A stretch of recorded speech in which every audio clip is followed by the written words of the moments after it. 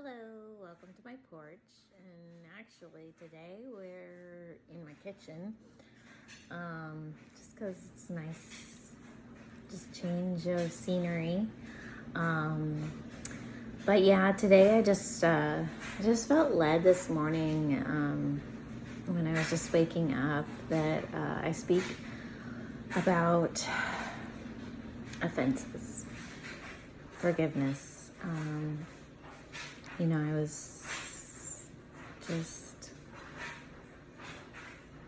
I was realizing that there was some offenses that I had picked up, and they were just like little things. It wasn't even like huge things, or that I was like holding it, but I could feel that it was holding me back. And it was almost a root that was trying to take place in me for unforgiveness. And I started thinking of the parable that Jesus spoke about the man who he owed a huge debt to the king, and he begged the king not to punish him and put him in prison, and asked to be forgiven. And the king forgave him of that debt. But then he turned to the guy who owed him just I think it was like $100, and or $1,000, whatever it was. It was a very small amount, and he put him in prison, and he said, no, you're going to be imprisoned until you can pay me everything that you owe me back. And when the king heard about this, he was disgusted, because he had been forgiven so much, and yet he couldn't even show the grace. And,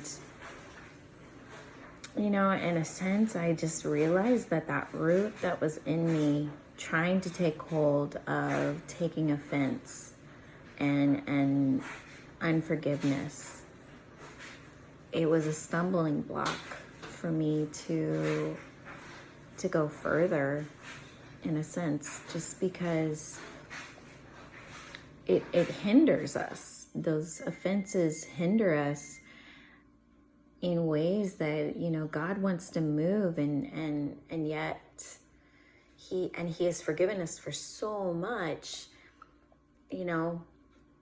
and he forgets it, and he doesn't bring it up. He doesn't hold it against us. And yet, Jesus said offenses are going to come, especially, when you follow after him.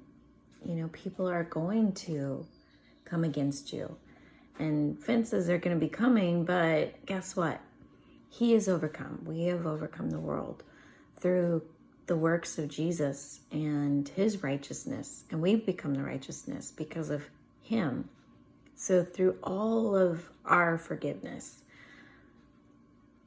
he expects us to fulfill those commandments, which is love the Lord your God with all your heart, all your soul, and your body, right? And the second is to love your neighbor as you love yourself. It's the same. We need to reflect and be the image of God and of that forgiveness. Otherwise, how are we supposed to speak into the lives of people around us, even if it has nothing to do with the offenses that we take, and it has nothing to do with the people? Those offenses that we take still hinder us in our own lives, keeps us from following after the things of God, and to move forward in him. So I just encourage you today, if you have taken offense, let them go.